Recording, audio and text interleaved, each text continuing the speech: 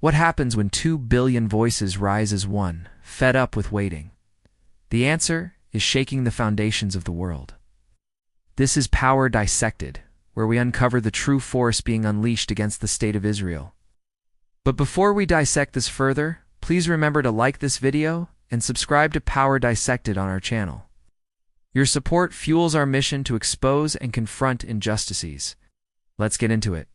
Calls for military intervention against Israel aren't just growing. They're erupting across the Muslim world. This past weekend saw monumental protests sweep Bangladesh, Pakistan, and Turkey. We're talking about over 100,000 passionate protesters gathering in the Bangladeshi capital alone on Saturday. Imagine the scene. A sea of people, waving flags and posters, their voices echoing in unison. Stop Israeli aggression. Boycott Israeli products, and that unwavering demand, free Palestine from the river to the sea. But what ignited this global firestorm? Senior Islamic scholars issued a powerful fatwa, a religious decree, demanding military action from Muslim-majority countries to save Gaza from what they've declared a genocide. Make no mistake, the sight of Muslims marching in the streets of Dhaka, Istanbul, and Lahore is more than just a protest. It is 2 billion Muslims answering that call. They're done waiting for political leaders to act. This is a frustration boiling over, and they are rightly accusing some Arab leaders of being nothing more than Zionist puppets. It's why you saw shoes flying at images of Netanyahu and Trump. And consider this. 170 million. Bangladeshi Muslims delivered an unmistakable message directly to Israel and the United States. How the new Bangladeshi government responded by renewing the Accept Israel clause in its passports. This isn't just a bureaucratic update. It means Bangladeshi citizens are banned from visiting the Jewish state, a clear declaration of unity behind boycotting Israel. As a 9-year-old in Dhaka perfectly stated, their message is loud and clear. Then, on Friday, millions of Pakistanis participated in a nationwide rally in support of Palestine. From Quetta to Lahore, Pakistanis implored their government to do more. They demanded the United States enforce an immediate ceasefire. They demanded a global boycott of Israeli products. But here's the crucial point. Pakistanis aren't only rising against Israel, they're also rising against their own government, which they rightly view as a puppet of the United States. This explains why protesters aren't rallying behind political leaders. Instead, they're aligning with their religious leaders, who are now unequivocally calling for military intervention to save Palestinians from further genocide, as powerfully declared by Pakistan's Grand Mufti on Thursday. The very next day, a chill went down the spine of every Israeli citizen. Millions of Pakistani civilians accepted their Grand Mufti's declaration of jihad.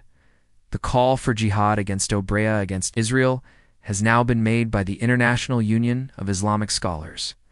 Along with top religious clerics in Pakistan, Turkey, Syria, Tunisia, Jordan, and Indonesia, this isn't isolated. It's a coordinated global call, and that call was clearly heard.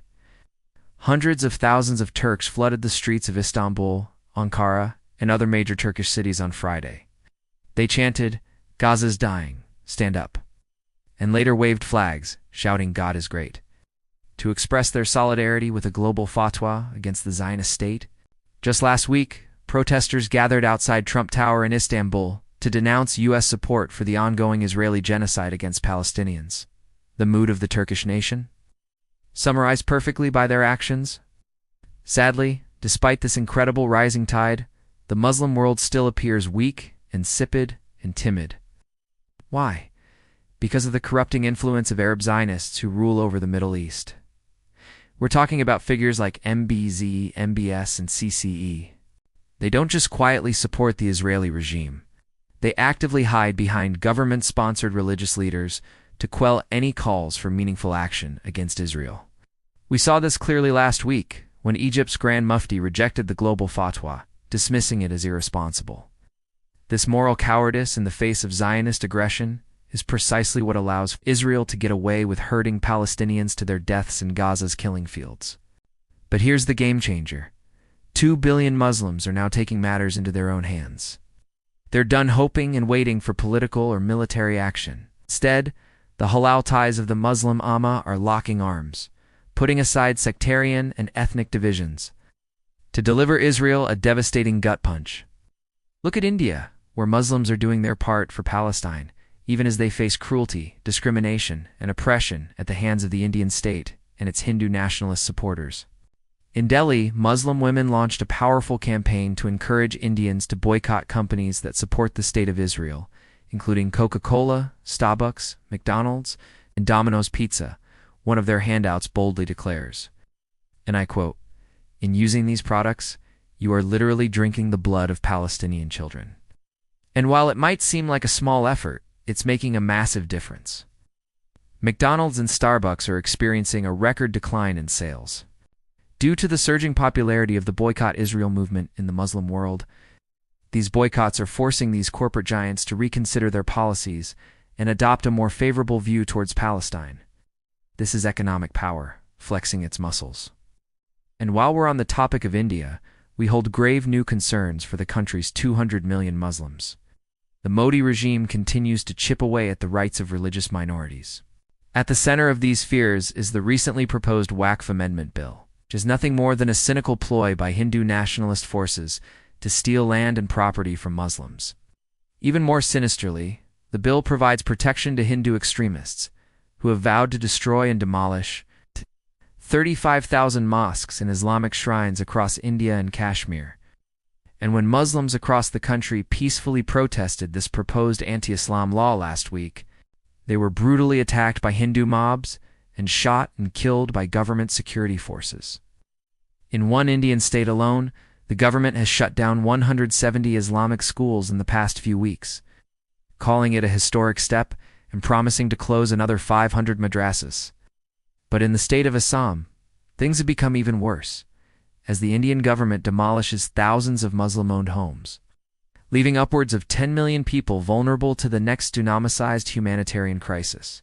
As a direct result of this Hindu-Zionist alliance, genocide against Muslims has never been more in vogue.